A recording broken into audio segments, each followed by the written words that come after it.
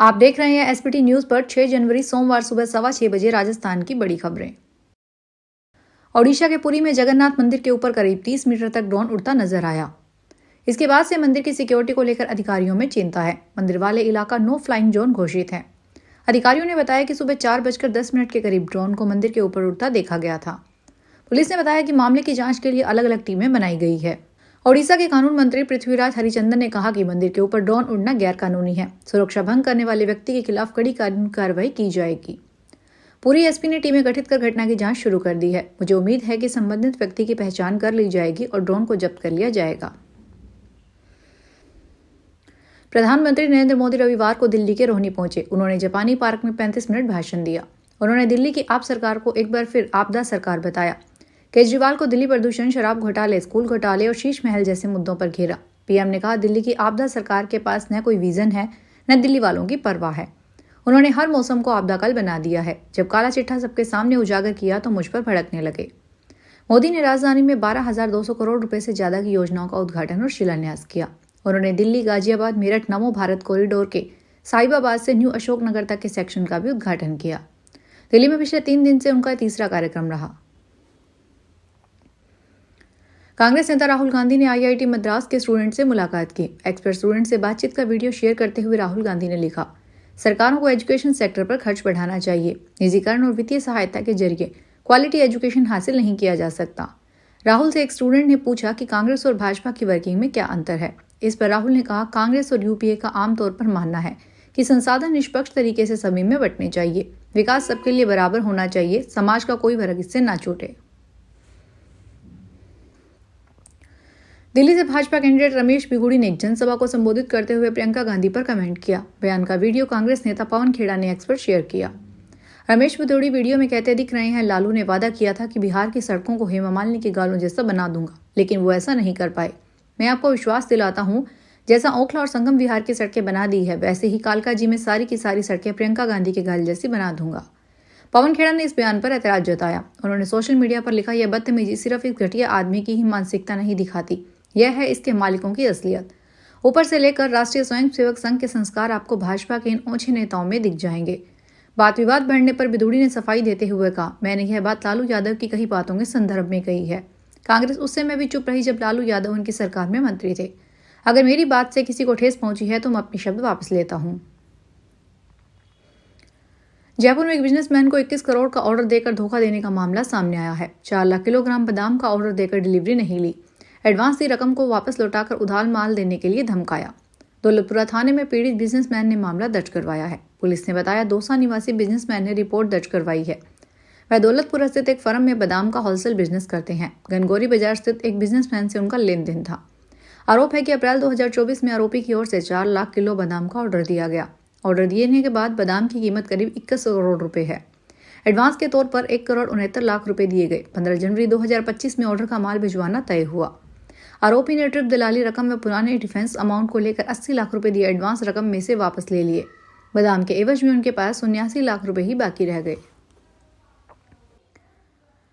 जयपुर राजस्थान के जोधपुर में पूर्व मुख्यमंत्री अशोक गहलोत ने अपने लापता होने के पोस्टर लगने के बाद पहली बार वे 2 दिवसीय जोधपुर दौरे पर पहुंचे।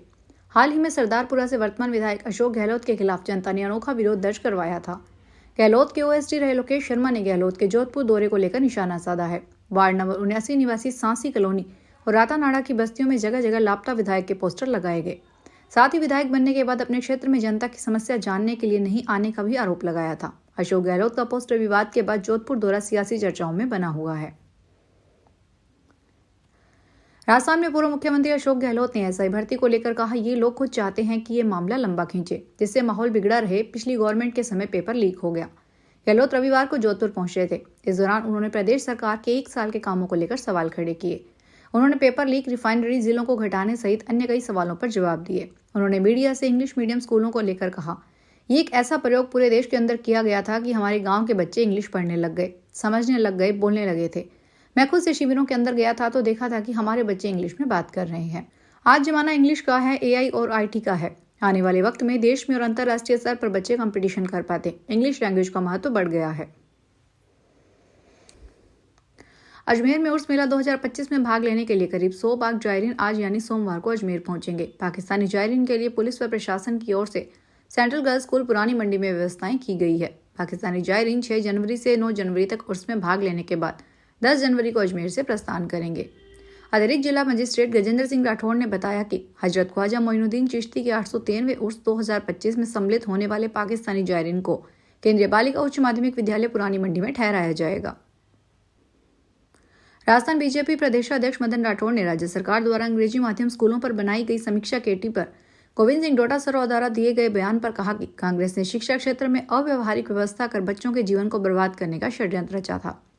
बीजेपी सरकार कांग्रेस की ऐसी व्यवस्था की जांच करवा कर हमारे बच्चों का बेस तैयार करने का काम करेगी। राठौड़ ने कहा, कांग्रेस सरकार ने आनन फानन में केवल वाहवाही लूटने के लिए अंग्रेजी माध्यम स्कूल खोल दिए।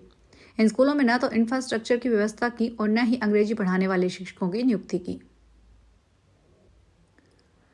बॉलीवुड एक्ट्रेस समीक्षा पटेल रविवार को चित्तौड़गढ़ पहुंची। यहां उन्होंने अपने फैंस को न्यू ईयर की बधाई दी। उन्होंने कहा कि वे पहली बार चित्तौड़ आई हैं, इसलिए उन्हें काफी अच्छा लग रहा है। भीड़ होने के कारण वे कहीं घूमने नहीं जा सकी। अमीषा नमोजोधाना स्वीट्स के इनॉग्रेशन के इवेंट में पहुंची थी। उनके आने की सूचना पर ही उनके फैंस वहां पहुंच गए। सड़क पर भारी भीड़ जमा हो गई। इस दौरान पुलिसकर्मी भी सेलिब्रिटी प्रोटोकॉल में पहुंचे और ट्रैफिक को सुचारू किया।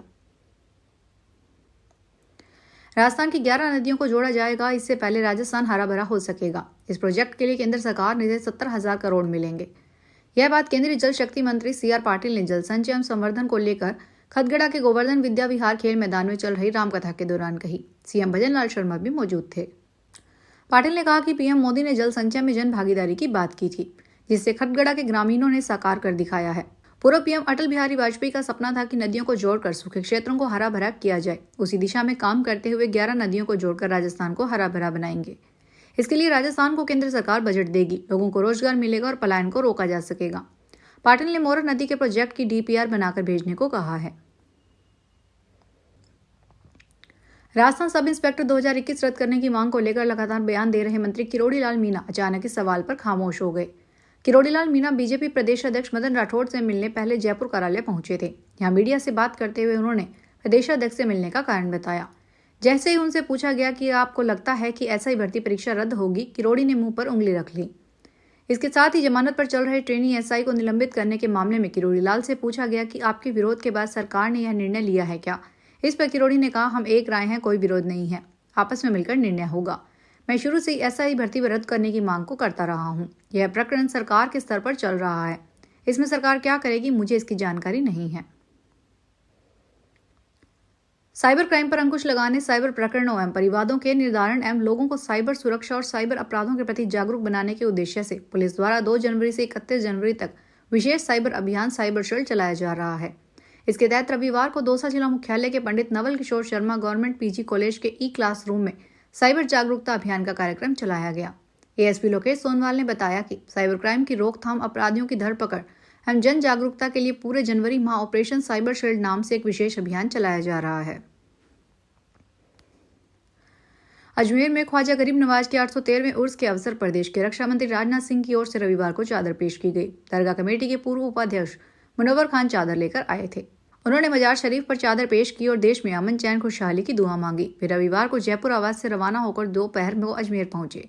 यहां पर चादर पेश कर बुलंद दरवाजे से राजनाथ सिंह का संदेश पढ़ा। राजस्थान के सभी जिलों में 27 फरवरी को होने वाली राजस्थान अध्यापक पात्रता परीक्षा के सेंटर इस बार सरकारी कॉलेज और सरकारी स्कूलों में बनाने में वरीयता दी जाएगी। अगर किसी जिले में अभ्यर्थी ज्यादा हो गए तो निजी स्कूलों को परीक्षा केंद्र बनाया जा सकता है।